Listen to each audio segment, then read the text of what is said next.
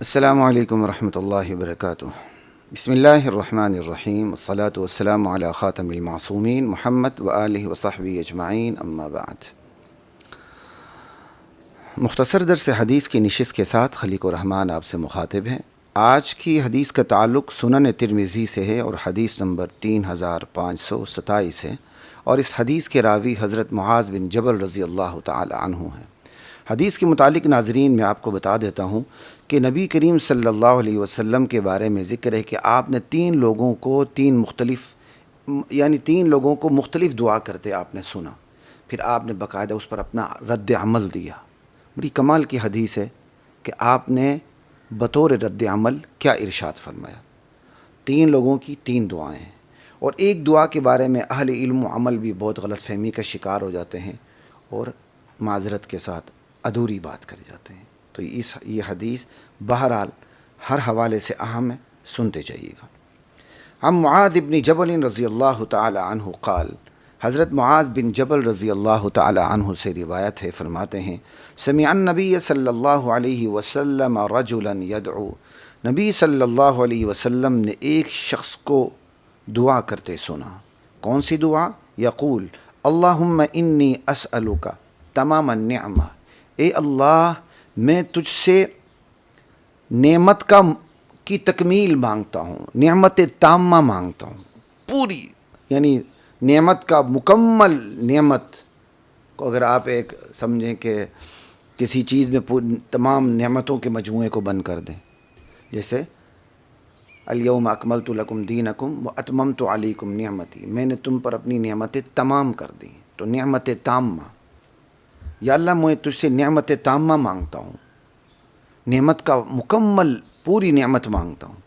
نبی کریم صلی اللہ علیہ وسلم نے جب یہ سنا تو آپ نے اس سے پوچھا ای شیء تمام النعمہ، ارے بندے بتا تو صحیح، یہ نعمت تامہ کیا ہے، یہ تمام نعمت کیا ہے؟ قال، اس نے کہا دعوت، میں نے ایک دعا کی ہے، یہ ایک دعا ہے، دعوت بہا، اس دعا کے ذریعے میں اللہ تعالیٰ کو سے دعا کر رہا ہوں، فریاد کر رہا ہوں، ارجو بہا الخیر، مجھے اپنی اس دعا سے اللہ کی بارگاہ سے خیر کی امید ہے۔ قال، آپ صلی اللہ علیہ وسلم نے جواباً ارشاد فرمایا فإن من تمام النعمہ دخول الجنہ والفوز من النار، سنو نعمت تامہ میں سے یہ بات یہ بھی ہے جنت میں داخل ہونا اور جہنم سے خلاصی پانا، جہنم سے چھٹکارا پانا۔ اور اس حدیث کے یہ الفاظ بھی ہیں فإن تمام النعمہ فوز من النار ودخول الجنہ، نعمت تامہ جہنم سے خلاصی ہے اور جنت میں داخل ہونا، اور وہاں من بیانیہ ہے، دونوں میں کوئی خاص فرق نہیں ہے، بس تھوڑا سا یہ فرق ہے، مضمون کے حوالے سے تو کوئی فرق نہیں ہے۔ جہاں فإن تمام النعمہ ہے، پوری نعمت ہی جہنم سے خلاصی ہے اور جنت میں داخل ہونا ہے، تو اس میں اللہ کی رضا خود بخود شامل ہو گئی، کیونکہ اللہ کی رضامندی ہوگی، اللہ کی خوشنودی حاصل ہوگی، تب بندہ جہنم سے خلاصی پائے گا، جنت میں جائے گا۔ اور فإن من تمام النعمت میں یہ ذکر نہیں ہے، تو پھر اس کا مطلب نعمت تامہ اور بھی ہیں، اور ان نعمت تامہ میں سے یہ بھی ہے جنت میں داخل ہونا، جہنم سے چھٹکارا حاصل کرنا۔ اور کون کون سی نعمت تامہ ہے؟ وہ سب سے بڑی نعمت تامہ اللہ کی رضا ہے۔ اس پر اتنی بات کافی ہے۔ بہرحال آپ نے اسے یہ فرما دیا کہ تم تمام نعمت اللہ سے مانگ رہے ہو، نعمت تامہ، تو تمہیں معلوم ہونا چاہیے نعمت تامہ کیا ہے۔ یہ ایک دعا سنی۔ وَسَمِعَ رَجُلًا وَهُوَ يَقُولُ يَا ذَا الْجَلَالِ وَالْإِكْرَامِ، اور پھر ایک شخص کو آپ نے یہ دعا کرتے ہوئے سنا، وہ اللہ سے دعا کر رہا تھا اور یوں فریاد کر رہا تھا یا ذا الجلال والاکرام، اے شان و عظمت والے، اے جلال و اکرام والے، اے بزرگی والے، اے عظمت والے، اے شان والے، یا ذا الجلال والاکرام۔ سورہ رحمان میں ہے نا، تبارک اسم ربک ذی الجلال والاکرام، لا الہ الا اللہ۔ فقال، آپ صلی اللہ علیہ وسلم نے جب اسے ان الفاظ سے دعا کرتے ہوئے سنا تو آپ نے فرمایا قد استجیب لک، تیری جو تو یہ دعا کر رہا ہے نا، یہ قبول ہو چکی، اب تم نے جو مانگنا ہے مانگ لو۔ یہ بتانا تھا کہ تم جن الفاظ سے دعا کر رہے ہو وہ اللہ کو اتنے پسند ہیں کہ تمہاری دعا رد نہیں ہو سکتی۔ کتنی بڑی بات ہے، کتنی بڑی بات ہے۔ آج ہم واسطوں کے پیچھے پڑ جاتے ہیں، فلاں ہستی کا واسطہ دیا ہے، فلاں بزرگ کا واسطہ دیا ہے، فلاں اپنے پیر و مرشد کا واسطہ دیا ہے، اب ہماری دعا ادھر ادھر نہیں ہو سکتی۔ انا للہ و انا الیہ راجعون۔ اللہ کی بارگاہ میں سب سے بڑا وسیلہ خود اس کی ذات اور اس کی صفات کا ہے۔ یا اللہ تو کریم ہے، تیرے کرم کا واسطہ۔ یا اللہ تو رحیم ہے، تیرے رحم کا واسطہ۔ یا اللہ تو معاف کرتا ہے، معافی کو پسند کرتا ہے۔ یا اللہ تیری اس شان کا تیری بارگاہ میں واسطہ۔ اللہم انک عفو تحب العفو فاعف عنا۔ اب یہ بندہ اللہ کو پکار رہا ہے، اللہ کو اس کے جلال و اکرام کا واسطہ دے رہا ہے، دراصل اللہ کو اس کی شان کا، بزرگی کا، عظمت کا واسطہ دے رہا ہے۔ اللہ کے نبی نے سنا، آپ نے فرمایا تیری دعا قبول ہو چکی، اب تم نے جو مانگنا ہے مانگ لو۔ فصل دو دعائیں ہو گئی۔ آگے چلتے ہیں۔ وَسَمِعَ النَّبِيُّ صلی اللہ علیہ وسلم رَجُلًا وَهُوَ يَقُولُ، پھر ایک شخص کو نبی کریم صلی اللہ علیہ وسلم نے یہ دعا کرتے ہوئے سنا، اللہم انی اسألک الصبر، اے اللہ میں تجھ سے صبر مانگتا ہوں۔ جب آپ نے یہ سنا کہ بندہ صبر مانگ رہا ہے، فقال، آپ صلی اللہ علیہ وسلم نے ارشاد فرمایا، سألت اللہ البلاء، تم نے اللہ سے مصیبت مانگی ہے، تم نے اللہ سے آزمائش مانگی ہے۔ کیوں؟ صبر مانگی، تو صبر سے پہلے مصیبت آئے گی تو تم صبر کرو گے نا، اس کا مطلب تم نے اللہ سے مصیبت آزمائش مانگی ہے، لہٰذا فصلہ العافیہ، اب اللہ سے عافیت طلب کرو تاکہ تمہاری مصیبت سے بچت ہو جائے۔ سن لیا؟ حدیث کا یہ وہ ٹکڑا ہے جس کے بارے میں بعض اہل علم و عمل بھی غلط فہمی کا شکار ہو جاتے ہیں اور مس انٹرپریٹ کرتے ہیں اس کو، اور اس کی غلط تشریح کرنے لگتے ہیں اور ادھوری تشریح کرنے لگتے ہیں۔ آج کی اس نشست کا مقاصد میں سے ایک یہ بھی ہے کہ یہ جو ادھوری تشریح ہے اس کی نشاندہی کر دی جائے، اور اس کی جو غلط تشریح ہے اس کی نشاندہی کر دی جائے، اور ہم غلط تشریح سے بچ جائیں اور صحیح تشریح کی طرف آ جائیں قرآن و سنت کی روشنی میں۔ ٹھیک ہے جی، اختصار کے ساتھ سب سے پہلے اس حدیث کا وزن سن لیں۔ یہ جو حدیث ہے جو میں نے آپ کو بتائی ہے شاید کہ حدیث نمبر 3527 ہے، سنن ترمذی کی حدیث ہے۔ ٹھیک ہے جی، سب سے پہلے اس حدیث کا درجہ سن لیں کہ بہت سے محدثین کے نزدیک یہ حدیث ضعیف ہے، کمزور درجے کی۔ ٹھیک ہے، اور کمزور درجے میں خود متن کو بھی لے لیا جاتا ہے۔ بہرحال اس پہ میں اب زیادہ تفصیل میں نہیں جاؤں گا۔ یہ جو ہے نا کہا گیا کہ تم اللہ سے مصیبت مانگ رہی ہو، آزمائش مانگ رہی ہو، لہٰذا اللہ سے عافیت طلب کرو۔ جو اس نے صبر مانگا اللہ کے نبی نے اس کو پکڑ لیا۔ دراصل اس پھر متن پہ بھی نقد و جرح ہو جاتی ہے جس کی بنیاد پر بھی ضعیف کہا جا سکتا ہے، لیکن جو ضعیف کہا گیا ہے وہ راوی کی وجہ سے کہا گیا ہے، متن کی وجہ سے میں نے نہیں سنا۔ لیکن بہرحال چونکہ متن پہ اعتراض آتا ہے پھر اس کا جواب دیا جاتا ہے، تو میں اپنی مزاج کے مطابق کہہ رہا ہوں کہ ضعف میں متن کو بھی دیکھا جا سکتا ہے۔ ٹھیک ہے، آگے چلتے ہیں۔ میں حدیث کی بالکلیت تردید نہیں کر رہا، پہلے سن لیں۔ ٹھیک ہے نا، یہ نہ کہیں کہ 10 سیکنڈ آپ نے بات سن لی اور آگے فتوے لگانے شروع کر دیے۔ میں اس حدیث کو بالکلیت ضعیف نہیں کہہ رہا۔ ٹھیک ہے، بہت سے علماء نے اس کو ضعیف کہہ دیا، اس کے بعض راویوں کی وجہ سے بات ہو گئی۔ ٹھیک ہے، اب تیسری بات کی طرف آتے ہیں کہ حدیث کا درست معنی کیا ہے۔ اصل بات یہ ہے ہم حدیث کا درست معنی سامنے نہیں رکھتے۔ ٹھیک ہے، یہ جو نبی علیہ السلام نے کہا تم اللہ سے مصیبت طلب کر رہے ہو، اللہ سے تم اب عافیت طلب کرو، حدیث کا درست مطلب کیا ہے؟ ہم اس کی طرف آئیں گے۔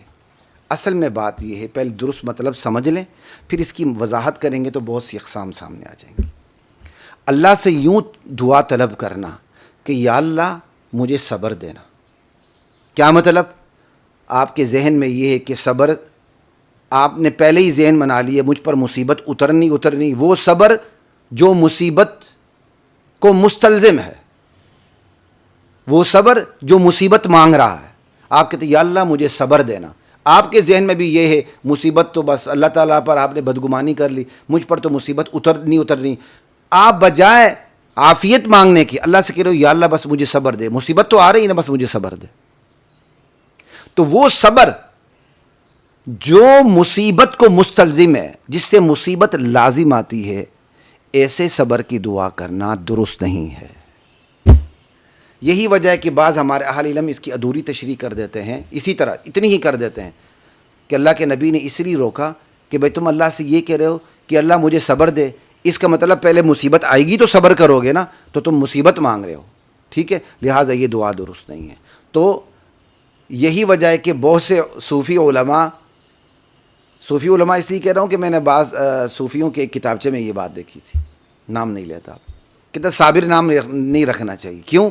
صبر تب ہوگا جب مصیبت آئے گی۔ اس وقت بھی میرے ذہن میں اعتراض پیدا ہوا تھا کہ بھائی صبر کا کوئی ایک ہی معنی ہے جو آپ کہہ رہے ہیں کہ آپ صبر مانگ رہے ہیں، صابر نام رکھیں، تو صابر نام اس وقت کیا کہتے ہیں، صابر نام رکھنے کا مطلب یہ ہے کہ مصیبت آئے گی تو آپ صبر کریں گے، اس کا مطلب آپ اللہ تعالیٰ سے مصیبت طلب کر رہے ہیں۔ تو بعض علماء صابر نام رکھنے سے منع کر دیتے ہیں، یہ بالکل غلط ہے، بالکل حرف غلط سے بڑھ کر غلط ہے۔ یہ حدیث کا ادھورا مفہوم یا اس کا ایک چھوٹا سا مفہوم سامنے رکھ لیتے ہیں، اس پر اپنا فیصلہ کر لیتے ہیں، حالانکہ جس پر نقد کیا گیا ہے کہ ایسی دعا نہیں کرنی، وہ صرف ایک پورشن ہے دعا کا۔ وہ کیا؟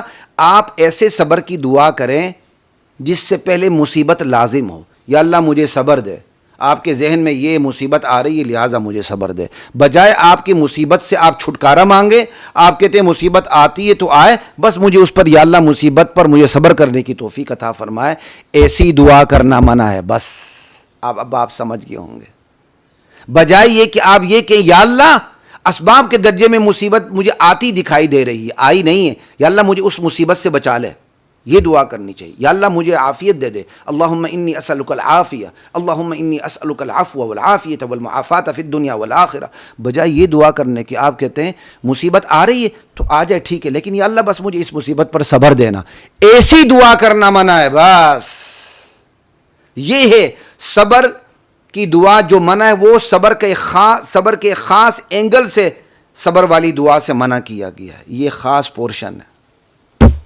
اب آپ سمجھ گئے۔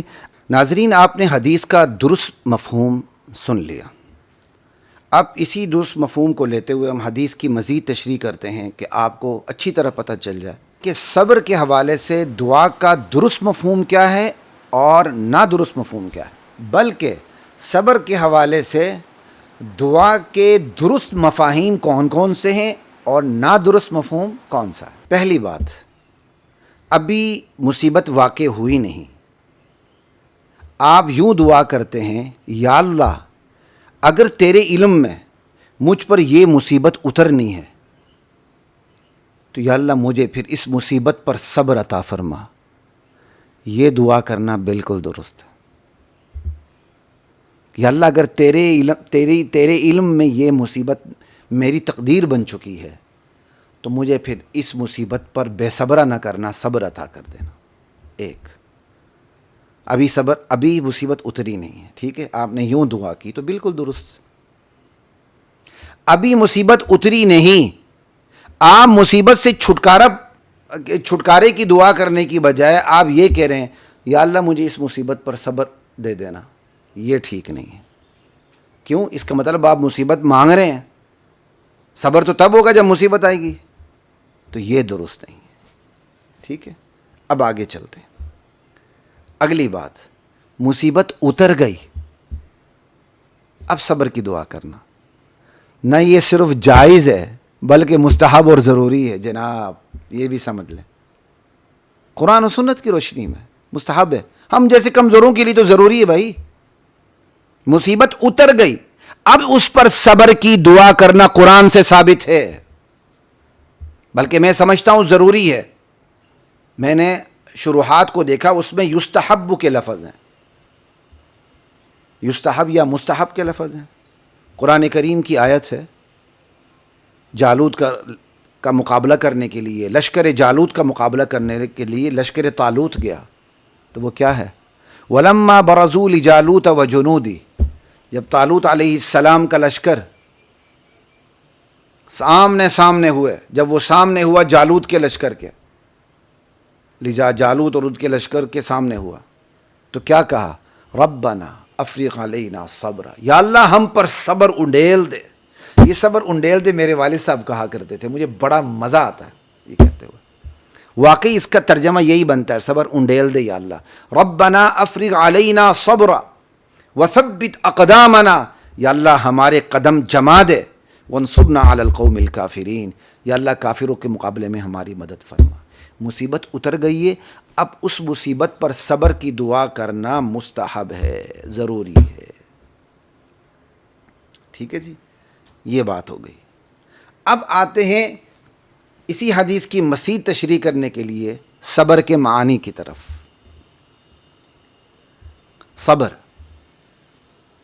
صبر جماؤں کو کہتے ہیں، جمنا، ثابت قدمی، اس کا نام صبر ہے۔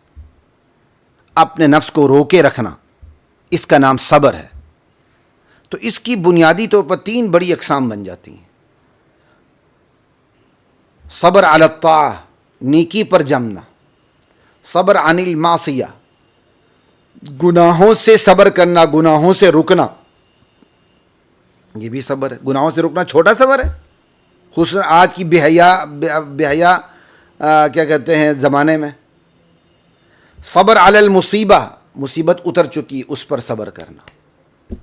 ان میں سے اشرف الصبر صبر علی الطاعہ ہے، اللہ کی اطاعت پر صبر کرنا، ثابت قدمی دکھانا۔ یہ صبر کی سب سے بڑی قسم ہے، اللہ کی اطاعت پر صبر کرنا۔ اس کے بعد ہے صبر عن المعصیہ، صبر علی المصیبہ، گناہوں سے صبر کرنا اور مصیبت پر صبر کرنا، سمجھے، اگر جب وہ اتر چکی ہے۔ یہ ہے صبر کے معنی۔ اب آپ اللہ سے دعا کرتے ہیں، یا اللہ مجھے صبر دینا، کیا مطلب؟ یا اللہ مجھے نیکی پر صبر دینا کہ میں نیکی پر ثابت قدم رہوں۔ تو کیا پھر اللہ سے ایسی صبر کی دعا نہیں مانگنی چاہیے؟ اور اسی معنی کو سامنے رکھتے ہوئے صابر اور صابرہ اور صبیرہ، کیا یہ نام درست نہیں ہے؟ عجیب بات ہے، صبر کا ایک مفہوم لے لیتے ہیں اور مریدین کو کہنے لگتے ہیں کہ صابر نام نہ رکھو، صابرہ نام نہ رکھو، صبیرہ نام نہ رکھو، کیونکہ صبر تب ہوگا جب مصیبت آئے گی۔ اس کا مطلب آپ مصیبت مانگ رہے ہیں۔ خدا کا خوف کرو بھائی، حدیث کا ادھورا مفہوم بیان نہ کریں اللہ کے لیے۔ آپ صبر مانگ رہے ہیں اللہ سے، صبر علی الطاعہ، یا اللہ اپنی اطاعت پر ہمیں جماؤ نصیب فرما۔ اب اس کے مطابق آپ نام رکھنے ہیں، صابر، صابرہ، صبیرہ، کیا کمال کی بات ہے۔ اسی طرح صبر عن المعصیہ، گناہوں سے صبر کرنا، کیا مطلب؟ گناہ نہ کرنا۔ اب اس معنی کو سامنے رکھتے ہو آپ اللہ سے صبر کی دعا مانگتے ہیں، بالکل درست، بہترین دعا ہے۔ اس معنی کو سامنے رکھتے ہو آپ صابر نام رکھتے ہیں، صبیرہ نام رکھتے ہیں، صابرہ نام رکھتے ہیں، کمال کے نام ہے۔ لا الہ الا اللہ۔ اب اگلا ہے صبر علی المصیبہ، مصیبت پر صبر کرنا۔ وہ بات ہو چکی ہے کہ ابھی مصیبت آئی نہیں، آپ مصیبت سے چھٹکارے کی بجائے اللہ کی کہتے ہیں یا اللہ مجھے اس پر صبر دینا، اس کا مطلب آپ مصیبت مانگ رہے ہیں، یہ درست نہیں ہے۔ ہاں پھر کہہ رہا ہوں یہ درست ہے اس طرح دعا کرنا، یا اللہ اگر میری تقدیر میں یہ مصیبت ہے تو مجھے اس پر صبر نصیب فرمانا، یہ بھی درست ہے۔ کیا سورہ احزاب کی آیات ہماری نظر سے، ہمارے اہل علم و عمل کی نظر سے نہیں گزرتی؟ والصابرین والصابرات، ان المؤمنین والمؤمنات، ان المسلمین والمسلمات، والمؤمنین والمؤمنات، والقانتین والقانتات، والصادقین والصادقات، والصابرین والصابرات، صبر کرنے والے مرد اور صبر کرنے والی عورتیں، والخاشعین والخاشعات، والمتصدقین والمتصدقات، والصائمین والصائمات، والحافظین فروجهم والحافظات، والذاکرین اللہ کثیرا والذاکرات، اعد اللہ لهم مغفرۃ واجرا عظیما۔ اللہ نے ان سب کے لیے، جس میں صبر کرنے والے مرد بھی ہیں اور صبر کرنے والی عورتیں بھی شامل ہیں، اللہ تعالیٰ نے ان کے لیے اجر عظیم تیار کر رکھا ہے۔ کتنی کمال کی آیت ہے، لا الہ الا اللہ۔ اور ہمارے ہاں ادھورا مفہوم لیتے ہیں علماء، اسی ادھورے مفہوم کو بیان کرتے ہیں، اور پھر مریدین یا مقتدی یا منسلکین یا متوسلین ہمارے اسی ادھورے مفہوم کو لے کر آگے اس کو نشر کرتے چلے جاتے ہیں۔ انما یوفی الصابرون اجرہم بغیر حساب، اللہ تعالیٰ کہتے ہیں میں نے صبر کرنے والوں کے لیے بے حساب اجر رکھا ہے۔ اب اس میں صبر کرنے والے کون ہیں؟ صبر علی الطاعہ بھی ہے، صبر عن المعصیہ بھی ہے، اور صبر علی المصیبہ بھی ہے۔ اچھا ایک اور بات، بخاری نے تعلیقاً حضرت عمر رضی اللہ تعالی عنہ کا قول نقل کیا ہے، ٹھیک ہے، یہ آپ حدیث نمبر 6470 حدیث صحیح بخاری کے تحت دیکھ بھی سکتے ہیں اس کو. وہ کیوں لکھا ہوا آگے, وجدنا خیر عیشنا بالصبر. حضرت عمر کہتے ہیں ہم نے اپنی بہترین زندگی صبر میں پائی ہے. اور بتائیں تو کیا مطلب ہے؟ کیا حضرت عمر مصیبت مانگ رہے تھے کہ یا اللہ مصیبت آئے اور ہم اس پر صبر کریں, لہٰذا اس آئی ہوئی مصیبت پر صبر کرنا بہترین زندگی ہے؟ خدا کا خوف کرے بھائی. وہ تو مصیبت آ جائے تو اس پر صبر کرنا ہے, اور مصیبت نہ آئے تو اس سے پناہ مانگنی, اسے چھٹکارے کی دعا مانگنی ہے. حضرت عمر کہتے ہیں ہم نے اپنی بہترین زندگی صبر میں پائی ہے. وجدنا خیر عیشنا بالصبر. اور ایک متن کے الفاظ ہیں وجدنا خیر عیشنا الصبر. حافظ جو ہے محفوظ ہے, حرف جر با نہیں ہے, ٹھیک ہے, صبر منصوب ہے, یعنی ہم نے اپنی بہترین زندگی صبر کو پایا ہے. وہ کیا؟ صبر علی طاعت اللہ, صبر عن معصیہ. ہاں مصیبت اتر جائے تو صبر علی المصیبہ, وگرنہ اللہ سے اس مصیبت سے چھٹکارے کی دعا مانگنی ہے. اتنا واضح قول ہے عمر کا, وہ بھی صحیح بخاری کے اندر. امام بخاری تعلیقاً معلقاً اس کو ذکر کیا ہے, وجدنا خیر عیشنا بالصبر, ہم نے اپنی بہترین زندگی صبر میں پائی ہے. پھر بھی ہمیں سمجھ نہیں لگتی. چلیں جی صحیح حدیث ایک اور سنا دیتا ہوں, صحیح بخاری کی 6470. وَمَن يَتَصَبَّرْ يُصَبِّرْهُ اللَّهُ. جو صبر کی کوشش کرتا ہے, بتکلف صبر کرنے کی کوشش کرتا ہے, اللہ اسے صبر عطا کر دیتے ہیں. اور آگے سنیں وَلَن تُعْطَوْا عَطَاءً خَيْرًا وَأَوْسَعَ مِنَ الصَّبْرِ. تمہیں صبر سے زیادہ وسیع اور بہتر عطا اللہ کی طرف سے ملی نہیں. وَلَن تُعْطَوْا عَطَاءً خَيْرًا وَأَوْسَعَ مِنَ الصَّبْرِ.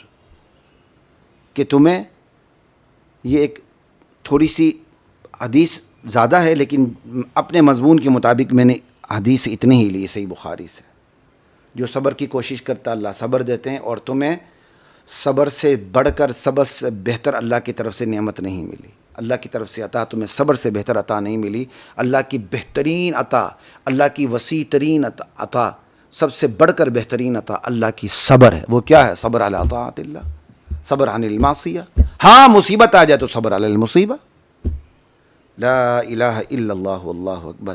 تو خواتین و حضرات, مجھے امید ہے کہ ہمیں یہ بات اچھی طرح سمجھ آ گئی ہوگی کہ یہ کہنا کہ صابر نام نہیں رکھنا چاہیے, صابرہ نہیں رکھنا چاہیے, صبیرہ نہیں رکھنا چاہیے, صبر تب کریں گے جب مصیبت آئے گی تو آپ مصیبت مانگ رہے ہیں, یہ ادھوری بات ہے. ایسا نہ کریں. صبر کے تمام مفاہیم کو سامنے رکھیں. صبر کے قابل ذکر تمام مفاہیم درست ہیں, اس کے مطابق دعا بھی درست ہے. صرف ایک مفہوم صبر کا, وہ اس مفہوم کو لے کر صبر کی دعا کرنا نہ درست ہے. وہ یہ ہے کہ ابھی مصیبت آئی نہیں, آپ مصیبت سے خلاصی کی دعا کرنے کی بجائے, چھٹکارے اور نجات کی دعا کرنے کی بجائے آپ یہ کریں یا اللہ اس آتی ہوئی مصیبت پر مجھے صبر دے دے, بجائے یہ کہ آپ عافیت مانگیں آپ صبر مانگ رہے ہیں. اس کا مطلب آپ آتی ہوئی بلا کو کہہ رہے ہیں آ جائے لیکن میں صبر کروں گا, یا اللہ مجھے صبر کی توفیق دے. صرف ایسی دعا منع ہے. صرف اس مفہوم سے صابر, صابرہ, صبیرہ ٹھیک نہیں ہے. جو دیگر مفاہیم میں نے آپ کے سامنے رکھے ہیں, صبر علی طاعت اللہ, صبر عن المعصیہ, بالکل مفہوم بھی درست ہے. اس مفہوم کی روح سے دعا بھی درست ہے. اس مفہوم کے حوالے سے صابر نام رکھنا, صابرہ نام رکھنا, صابرہ نام رکھنا بھی بالکل درست ہے. لا الہ الا اللہ واللہ اکبر. اور اسی طرح چلو ایک اور آیت بھی پڑھ دیتا ہوں, اس پر بات کو ختم کرتے ہیں. جب موسیٰ علیہ السلام کے مقابلے میں جو جادوگر آئے تھے اور انہوں نے اپنا جادو کا زور دکھایا اور وہ جادو کا زور ٹوٹ گیا, اور جب وہ ایمان لے آئے تو اب جب فرعون نے ان کو سزا دینے کی ٹھان لی تو پھر ان کے الفاظ کیا تھے؟ وما تنقم منا الا ان آمنا بآیات ربنا لما جاءتنا. اے فرعون تو ہم سے دشمنی نہیں رکھتا سوائے اس بات کے کہ ہم اللہ پہ, ہم اپنے پروردگار کی نشانیوں پہ ایمان لا چکے.